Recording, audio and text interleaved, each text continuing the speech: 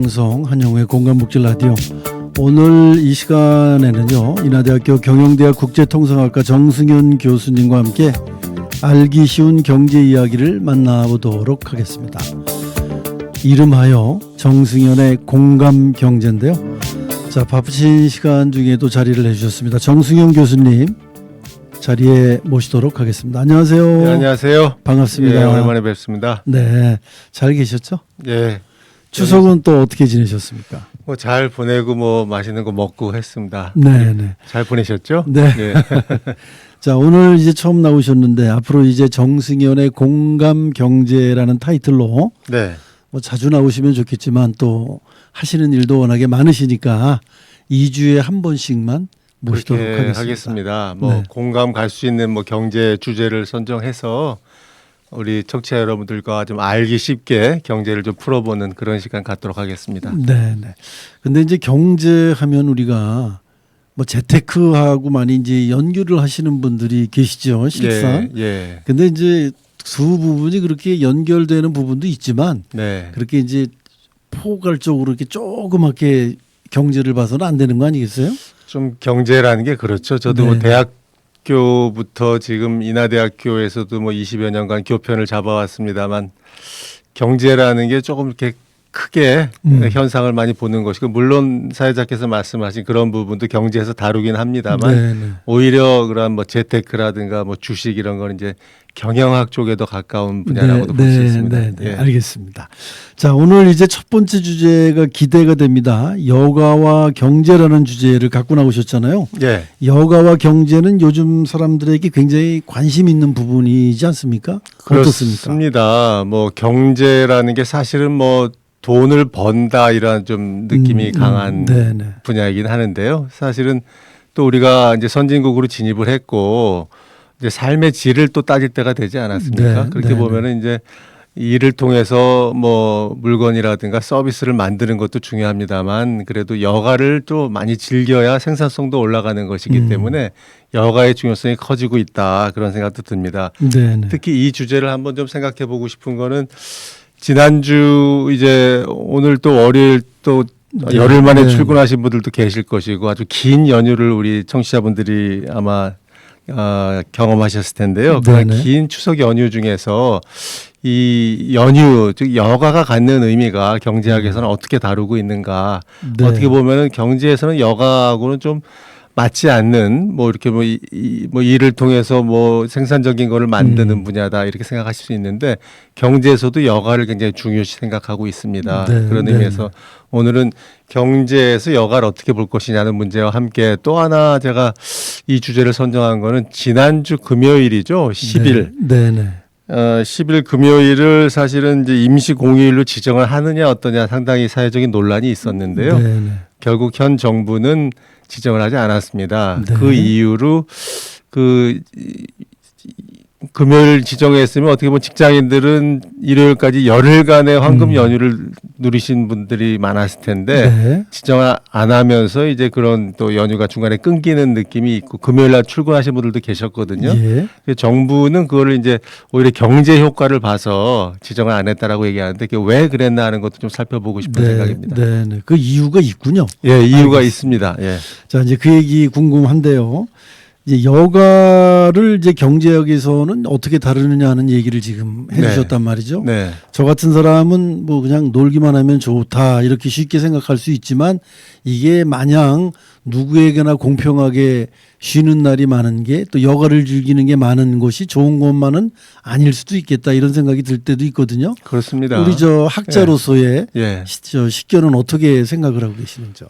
그렇습니다. 우리 뭐 인간이라면 사실은 뭐 이렇게 여가라든가 네, 노는 거를 네. 싫어하는 사람은 없겠죠. 근데 또 계속 놀기만 하다 보면 너무나 또 몸이 생산성도 건조해지고 떨어지고. 뭔가 또 일하고 싶어지는 게 네, 네. 인지상정 아닌가 생각이 됩니다. 그런 의미에서 여가를 정의를 할 때 이 일과 기타 생산 활동을 많이 하지 않습니까? 네. 그 이외의 시간 또한 일상생활에서 즐기는 활동이나 쉬는 시간을 여가라고 얘기하지 않습니까? 네, 네. 그런 의미에서 여가라는 게 굉장히 중요한데 우리의 삶에 있어서요. 경제학에서는 여가가 늘어날수록 소비자들은 더 많은 시간을 가지고 그 여가 때 이제 소비 활동을 할 것이다. 네, 네, 네. 그래서 여가가 늘면 뭐 쇼핑도 할 것이고 여행도 갈 것이고 그러지 않겠습니까? 네, 그래서 네. 소비가 늘어나서 경제에 플러스 되는 효과가 있다라고 일단은 봅니다. 네, 네. 근데 또 한편 이제 그거는 이제 여가가 늘면서 소득이 변하지 않았을 때죠. 예.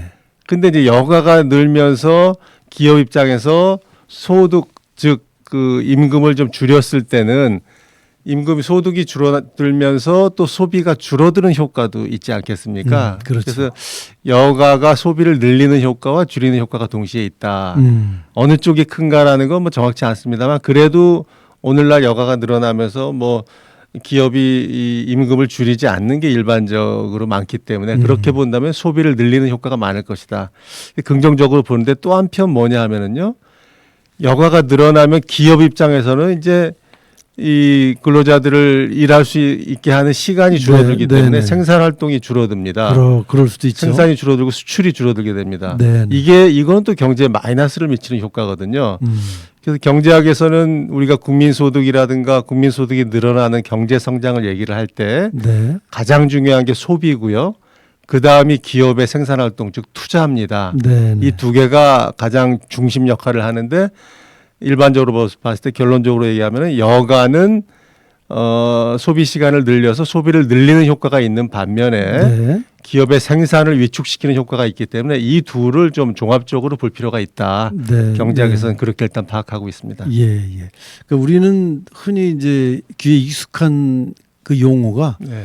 뭐 공유를 들이면 소비가 증진된다. 네. 이렇게만 알고 있지만 사실은 그 투자 부분에 대한 생산성 부분도 고려를 해야 된다. 아, 그렇습니다. 이런 말씀이신 그래서 거네요. 이번에 모두에 말씀드린 정부에서 임시공휴일 지정을 네, 안 안 했던 했죠. 이유 중에 하나가 예. 좀 나중에 말씀드리겠습니다. 지금 말씀해 주시죠. 아주. 예, 소비를 늘리는 효과보다 네, 네. 이 생산을 줄이는 효과가 크다라고 판단한 것 같습니다. 물론 물론 현 정부도 국민들의 많은 또 열망이 있었기 때문에 한번 10일을 공휴일로 해서 일반 직장인들이 열흘 동안에 황금 연휴를 통해서 좀 여행도 많이 갈 수 있게 이렇게 하는 것도 검토는 했던 것 같은데요. 그거를 이제 몇 가지 과거 사례를 통해서 검증을 했던 거로 보입니다. 네, 네. 그래서 그 이제 대표적인 그 정부의 정책에 이번 결정에 영향을 미친 거로 판단되는 것이 한국은행이 최근에 발표한 보고서가 있는데요. 그 보고서를 한번 보면은 네. 임시 공휴일이 지정된 네. 지금부터 2년 전이죠. 2023년 추석 그때 이제 임시 공휴일을 지정을 해서 좀 연휴를 길게 했던 경험이 있는데요. 그때와 올해 설 연휴도 하루를 징검다리를 연휴로 임시 공휴일로 해서 연휴를 늘렸던 네. 그 두 개의 경험이 있습니다.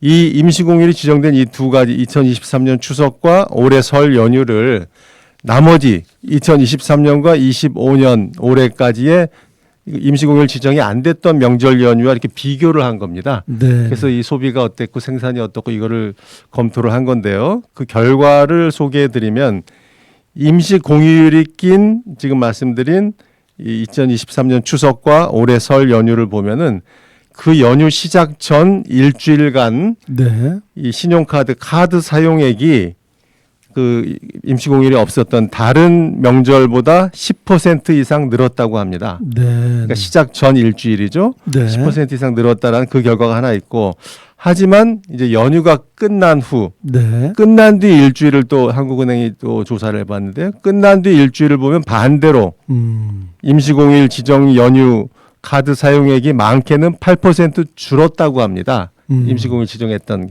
그러니까 늘은 효과가 있는 반면에 또 그 직후에는 또 줄은 네. 효과가 네. 상쇄가 되는 효과가 있었던 거죠. 다시 말해서 임시공휴일 그 유무와 상관없이 연휴 전후 4주간의 일평균 네. 카드 사용액에는 큰 변화가 없었다는 결론을 낸 겁니다. 한국은행이. 네. 그래서 네. 네. 그거를 아마 정부가 고려해서 연휴를 늘리더라도 실질적인 진작 효과는 없고 네. 생산 감소 효과만 있지 않나 이렇게 정부가 판단해서 임시공휴일 지정을 안 했던 거로 저는 봅니다. 네, 네. 그런 과정이 실제로 주변에서 많이 있었다고 얘기하시는 분도 계시더라고요. 그렇죠. 자영업자의 경우에는 네. 아, 이게 연휴가 너무 기니까 네. 차라리 매출이 안 오르더라. 네, 네. 이런 말씀하시는 그 자영업자들도 충분히 그럴 수 계셨거든요. 있다고 생각합니다. 네. 소비도 늘리는 효과가 한계가 있겠죠. 그렇죠. 예, 예.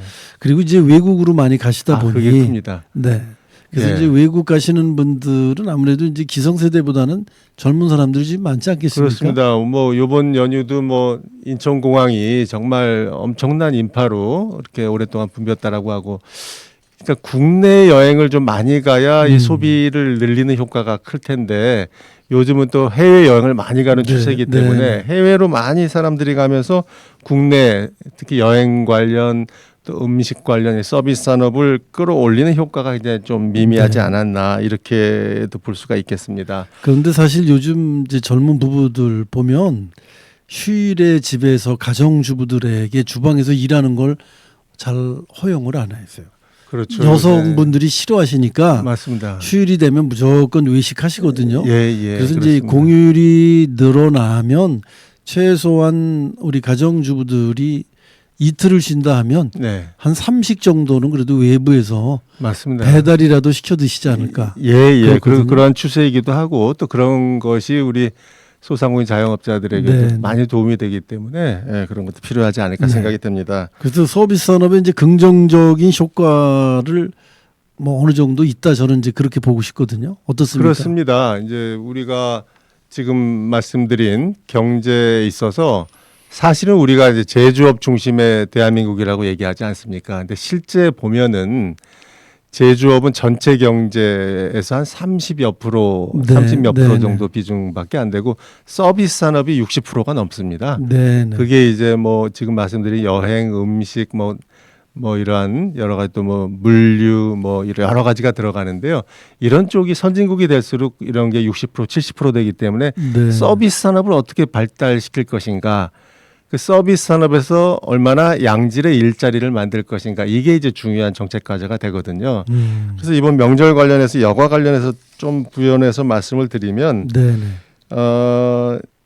이 서비스 산업 관련해서는 또 하나의 그 연구 조사 보고서가 최근에 6월 달에 나온 게 있는데요. 예, 그게 예. 이제 국회 입법조사처에서 발표한 이러한 제목입니다. 임시 공휴일 지정의 명암. 네, 네. 그러니까 밝은 면과 어두운 면을 얘기하는 네, 거죠. 네, 그래서 네. 내수 활성화와 휴식권 보장의 현실과 한계라는 부제를 붙여서 네. 보고서를 냈는데요. 예, 예. 이 보고서에서는 이제 올해 설 명절, 아까 말씀드렸던 올해 설 명절 기간 중에 1월 27일을 임시 공휴일로 지정을 했거든요. 그것과 관련해서 이 보고서에서는 이제 조사한 결과 당시에 정부가 기대한 수준의 경제 활성화 효과를 나타내지 못했다라는 결론을 냈습니다. 네, 네. 그 내용을 조금 더 설명드리면 네. 사회자께서 말씀하셨습니다만 많은 국민들이 우선 그 길어진 연휴를 국내에서 여행을 하거나 국내에서 소비를 하기보다는 해외로 많이 나갔다라는 거죠. 그래서 이 국내 내수의 진작 효과가 상당히 제한적이었다라고 네. 보았고요. 그 외에도 또 하나는 뭐냐면 임시 공휴일 지정이라는 것이 정부 재량에 따라서 결정되기 때문에 국민의 휴식권 확보를 위한 근본적인 해결책이 아니다. 근데 그때 했다 안 했다 하기 때문에 그렇죠. 이게 휴식권 보장으로 연결되기는 조금 어렵다라는 거고요. 또 하나 중요한 지적이 뭐였냐면 그때 임시공휴일 지정을 했음에도 불구하고 당시에 상당수 국민들이 임시공휴일의 혜택을 누리지 못한 점도 추가적인 한계로 지적했습니다. 이게 무슨 말이냐면은 현행 근로기준법과 그 시행령을 보면은 상시 5인 미만의 근로자를 사용하는 사업 또는 사업장은 임시공휴일 적용 대상이 아니다, 이렇게 네, 명시가 되어 있습니다. 네. 그래서 이러한 영세한 기업 같은 경우는 임시공휴일 지정을 안 해도 법에 저촉을 받지 않기 때문에 이러한 영세한 곳에서 근무하는 많은 분들, 전체 취업자가 지난해 기준으로 우리가 한 2,857만 명 정도 되거든요. 네, 네. 그 중에 이러한 1인에서 4인 정도 사업체에서 일하는 분들이 약 1,000만 명 정도 됩니다. 상당수 많은 분들이 여기서 일하기 때문에 이분들에게는 그런 혜택이 돌아가지 않았고, 따라서 임시공휴일의 그 소비 진작 효과가 상당히 제한적이었다. 네, 이렇게 네, 이 보고서는 네. 보고 있습니다. 그렇다면 그런 분들에게까지 모두 혜택이 갈 수 있는 임시 공휴일 지정이 좀 늘리면 어떻겠나? 그렇죠. 그럼 그렇죠. 그게 어떻게 반드시 될까요? 필요하다고 저도 생각을 하고요. 네네. 단 그렇게 되면 이제 그런 사업장에서 사업을 하시는 사업주분들이 상당히 또 어려움을 겪으실 텐데 정부도 뭐 이 재원의 한계는 있습니다만 우선적으로 그러한 영세한 기업들을 좀 많이 지원을 해주면서 그렇죠. 거기 근무하는 분들에게도 이러한 혜택이 돌아갈 수 있게 만드는 제도적인 노력이 필요하지 않을까 생각이 네, 듭니다. 그럼 앞으로 임시 공휴일 지정이 늘어난다고 보시나요? 아니면 뭐 어떻다고 보시나요?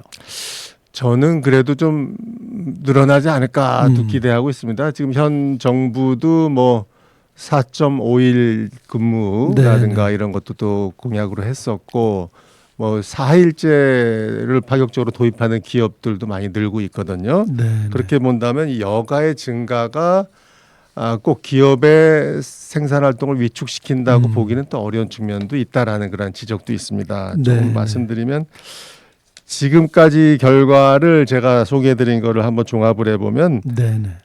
이번에 추석 연휴를 한정해서 본다면 정부는 이러한 그 여가의 증가가 내수의 증가보다는 생산과 수출을 감소시키는 마이너스 효과가 크다라고 봤기 때문에 이제 임시공휴일 지정 안 네. 했다고 보이는데요. 하지만 뭐 제 생각도 그렇고 이 분야의 많은 전문가들의 얘기도 그러는데요. 이 경제 효과만을 내세울 것이 아니라 그 경제 효과도 조금 더 검증은 필요합니다만 네네. 그 외에 더 중요한 우리 국민들의 휴식권 보장 또 다른 선진국들과의 비교 이런 네, 것도 우리가 네, 검토해 가지고 임시공휴일 지정 문제를 좀 더 전향적으로 검토할 네, 필요가 있지 않을까 네, 이런 생각도 해봅니다. 거기에는 이제 아까 사회자께서도 말씀하셨습니다만 영세 사업장의 근로자분들에게도 어떻게 그러한 임시공휴일 지정을 했을 때 혜택이 돌아갈 수 있도록 하는가 하는 제도적인 네, 노력도 네, 필요하겠죠.